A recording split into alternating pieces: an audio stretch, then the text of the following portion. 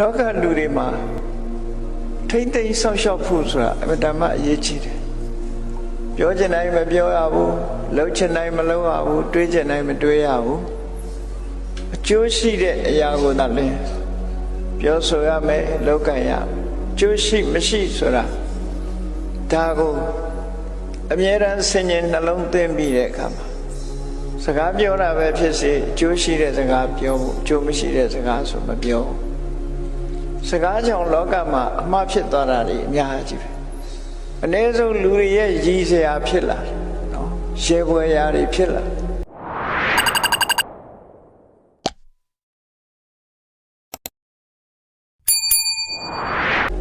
အများကအလေးနဲ့မထားဘူးရှေးပွဲရာတွေဖြစ်လာအဲ့ဒါဟာပြောစကားတွေလွဲမှားမှုသည်အတွေးလွဲမှားလို့သာဖြစ်တယ်အတွေးမှန်မှပြောစကားလည်းမှန်တယ်ပြောစကားမှန်မှလုပ်ရတရားလည်းမှန်တယ်လို့ဒါကိုစောင့်စည်းမှုဆိုတာဘာကိုပြောတာတော့မဖြစ်တဲ့နာတွေမဖြစ်အောင်မပြောတဲ့နာတွေမပြောမိအောင်စောင့်စည်းတယ်လို့ခေါ်တယ်ဒါကို morality ကျင့်စဉ်အရလူတွေကတတိထားပြီးတော့ကျင့်ကြံကြိုးကိုအထောက်အဲ့ဒါကိုခေမဆိုင်ဘူးဆိုလို့ရှိရင်လောကီကိစ္စတွေမှာတောင်းမှပဲမှားတယ်လေပြဿနာတက်တယ်မတွေးတဲ့နာတွေတွေးမပြောတဲ့နာတွေပြောပြီးဆိုလို့ရှိရင်ဒီလိုဟာပြဿနာကြီးကြီးတက်သွားတယ်အနည်းဆုံးကဘာလို့ဆိုရင်ကိုပြောလိုက်တဲ့စကားမှားသွားသည့်အတွက်ကြောင့်မိတ်ဆွေတွေပိတ်ပြက်ဆွေပြက်ဖြစ်သွားတယ်မိတ်ဆွေတွေပေါင်းသင်းနေနဲ့လမ်းကွဲသွားကြမလုပ်တဲ့နာလှုပ်လိုက်ပြီဆိုရင်လည်းဒီတိုင်းပဲအဲ့ဒါဟာမတွေးတဲ့နာတွေးရကစလာဒါကြောင့်မို့စကားပြောတာဆိုတာကိုလည်းမြတ်စွာဘုရားအမြဲတမ်းတုံသင်ဆုံးမတယ်စကားဆိုတာပြောတဲ့မှပြောရမယ်အစားတောင်မှပဲစားတဲ့အစားရမယ်မစားတဲ့နာကိုမစားရဘူးလို့ဆို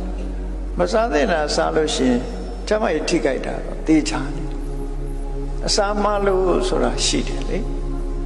စားမှားသွားတယ်ဆိုတာမစားတဲ့နာကိုယ်နဲ့မတည့်တဲ့အစားဟာမစားတဲ့အစားထို့တူပဲ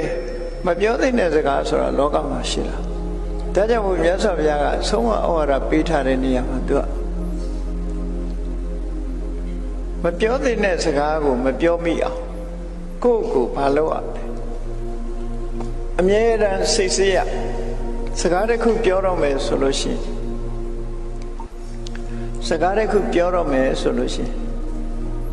ဘာလို့ဘူတေနဝက္ခမိနောအဘူတေနငါပြောတဲ့စကားဟာမှန်တာဖြစ်ရပါဟောဒီအချက်ကိုနံပါတ်1အရင်စဉ်းစားမှန်တာဖြစ်ရမှန်ဖို့အရေးကြီးတယ်ငါပြောတဲ့စကားဟာအကြောင်းအရာနဲ့မှန်ကန်တာပဲဖြစ်အောင်မမှန်တာမဖြစ်စေရဘူးလို့ဒီလိုပြောဒါဖြင့်မှန်တိုင်းပြောရမလားလို့ဆိုမှန်တိုင်းလည်းမပြောရသေးဘူးထပ်ပြီးစဉ်းစားလိုက်အောင်အထတန်ဟိတေနဝက္ခမိနောအနတ္ထတန်ဟိတေငါပြောတဲ့စကားသည်အကျိုးဖြစ်ထွန်းတဲ့အကျိုးဖြစ်တဲ့စကားဖြစ်ရကောင်းကျိုးချမ်းသာကိုဖြစ်ပွားစေတဲ့စကားဖြစ်ရအကျိုးမဲ့တဲ့မဖြစ်စေရဘူးဟောဒါဒုတိယစဉ်းစား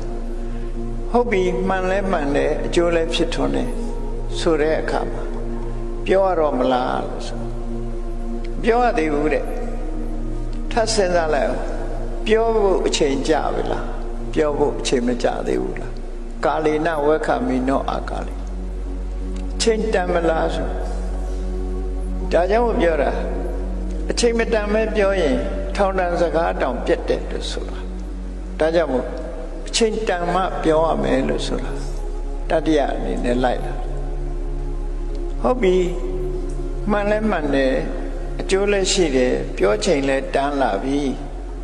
ပြောပြီဆိုပါစို့ပြောပြီဆိုတဲ့အခါမှာဘယ်ပုံစံနဲ့ပြောမှလဲဆိုတဏ္ဍေနဝက္ခမိနောဖရုသေနာရှင်ကြီးတိမ်မွေ့ပဲပြောမယ်ရိုင်းပြမပြောဘူးဟောလားပြောပြီဆိုတဲ့အခါဒါလိုက်နာမယ်ချက်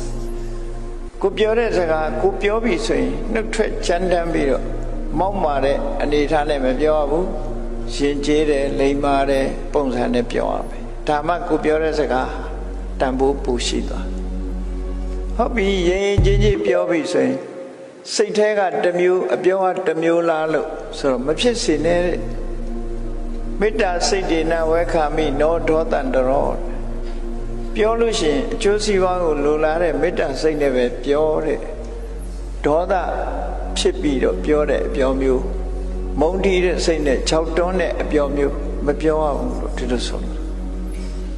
အဲ့တော့မြတ်စွာဘုရားရဲ့ဆုံးမမှုတွေဟာအလုံးကိုတိကျပြီးတော့အလုံးကိုလိုက်နာကျင့်သုံးမှုရကောင်းတယ်အပြောနဲ့ပတ်သက်ပြီးဘာပြဿနာမှမတက်နိုင်ဘူးဒီတိုင်းသာလိုက်နာကြမယ်ဆိုလို့ရှိရင်အဲ့ဒီလိုလုပ်ရမှာအဲ့တော့ကြံတွေးကြတဲ့ကမြတ်စွာဘုရားကသာရယဟုလလေးကိုဆုံးမတာရှိတယ်တစုံတစ်ခုမင်းတွေးမိနေပြီဆိုရင်အဲ့ဒီအတွေးပေါ်ကိုဆင်ញင်သုံးသပ်လိုက်အောင်ငါတွေးတဲ့အတွေးဟာသူများကိုထိခိုက်သလားငါကိုရောထိခိုက်မှာလားနှုတ်လုံးကိုထိခိုက်မှာလားဆိုတာဆင်ញင်သုံးသပ်အောင်နဲ့ဆင်ញင်သုံးသပ်လိုက်လို့ဘယ်သူမှမထိခိုက်ဘူးဆိုလို့ရှိရင်ဟုတ်ပြီမတွေးခင်ကအတွေးကိုကြံစီသုံးသပ်ပြီးတွေးလိုက်တဲ့အချိန်မှလည်းထပ်စင်စားအောင်ခုနကစံနဲ့ကိုယ့်အတွက်အကျိုးမဲ့ဖြစ်မလားသူများအတွက်အကျိုးမဲ့ဖြစ်မလားနှုတ်လုံးအတွက်အကျိုးမဲ့ဖြစ်မလားထိခိုက်နေနာစေမလားမရှိဘူးဆိုလို့ရှိရင်တွေးပြီးတဲ့နောက်မှလည်းပြန်ပြီးတော့သုံးသပ်အောင်အဲ့ဒီတိုင်းပဲစကားတစ်ခုပြောတော့မယ်ဆိုလို့ရှိရင်မပြောခင်ကစဉ်းစားပြောနေတုန်းလဲစဉ်းစားပြောပြီးတော့လဲစဉ်းစားဘယ်တော့မှမမှားတဲ့နော်ဘယ်တော့မှမမှား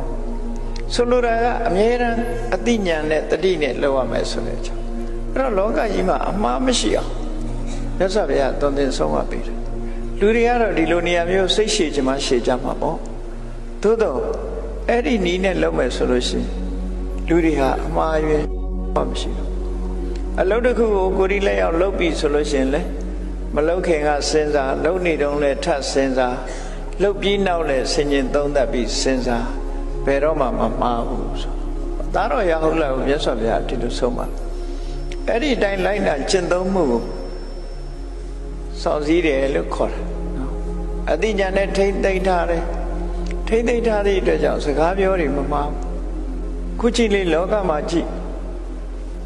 လူတွေစကားပြောနေကြတာတွေပဲကိုယ့်အကိုဝေဖန်ကြည့်ပေါ့နော်ရေဒီယိုကနေစကားပြောတယ်သတင်းစာတွေကနေစကားပြောတယ်ကမ္ဘာမှာစကားပြောနေကြတယ်နိုင်ငံရေးစကားတွေပြောကြတယ်မဲဆွဲစကားတွေပြောကြ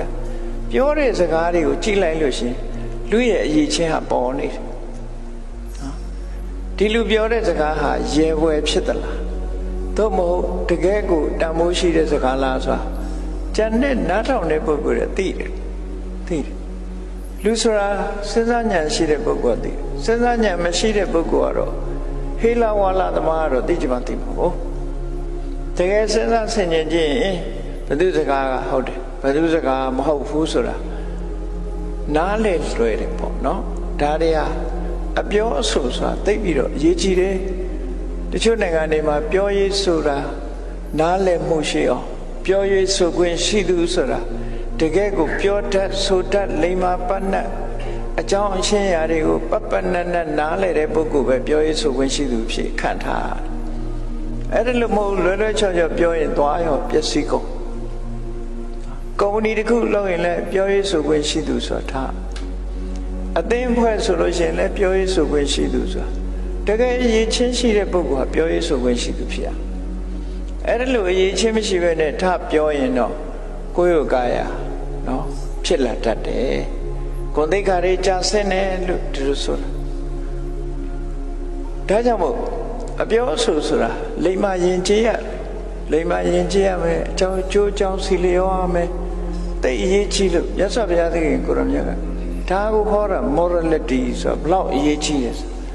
ဒါနိဗ္ဗာန်ရဖို့အတွက်တင်မဟုတ်ဘူးစီးပွားလုပ်တဲ့အခါမှာလည်းအရေးကြီးတယ်